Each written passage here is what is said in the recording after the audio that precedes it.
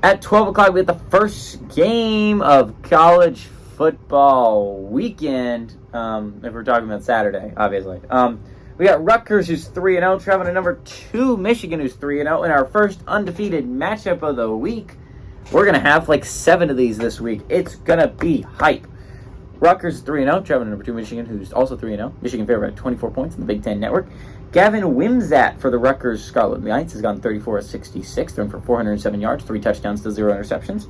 Kyle Monangai has had 58 carries for 357 yards on the ground, 5 touchdowns. And Jaquay Jackson had 5 catches for 99 yards. J.J. McCarthy for the Michigan Wolverines gone 56-68, thrown for 701 yards, 7 touchdowns, 3 interceptions. Blake Corum has had 37 carries for 254 yards and 6 touchdowns, and Cornelius Johnson has had 13 catches for 224 yards and a touchdown.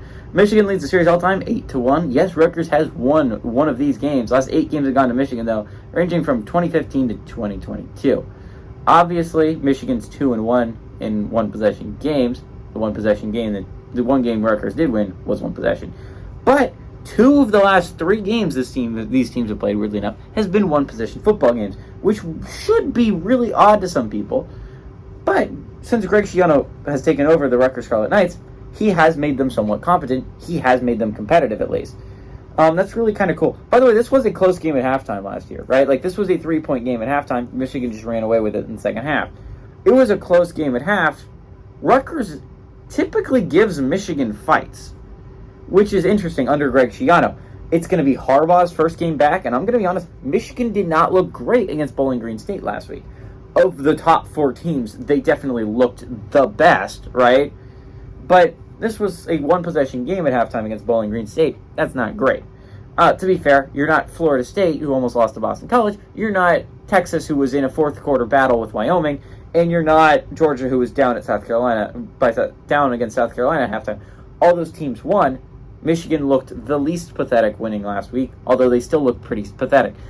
J.J. McCarthy matched his total turnovers, interceptions all year. Just last week, he threw 3 interceptions. Rutgers is a good team. You're going to get Jim Harbaugh back, but there should be a little bit of a transition period there. You're playing Minnesota next week, and I think Rutgers could possibly be a little bit of a look-ahead game because Minnesota is going to give you a battle on defense. They have a really good defense. It's going to be scary if you're a Michigan fan. Minnesota always has the ability to pull off an upset. I kind of think this game could be really close. I think this is kind of a look-ahead game. There's some adjustments to be made if you're Michigan. Rutgers is actually playing good football right now. They're 3-0. They dominated Virginia Tech last week in an unexpected thing for me. I didn't expect Virginia Tech to get destroyed like that. Thought that would be a lot closer game. Kind of like Rutgers to cover on the road. Michigan, I know Michigan's at home, but Rutgers has looked solid through 3 games, and I obviously don't think they're Michigan good, but I do think they're decent. Give me Rutgers to cover, but Michigan to win at home.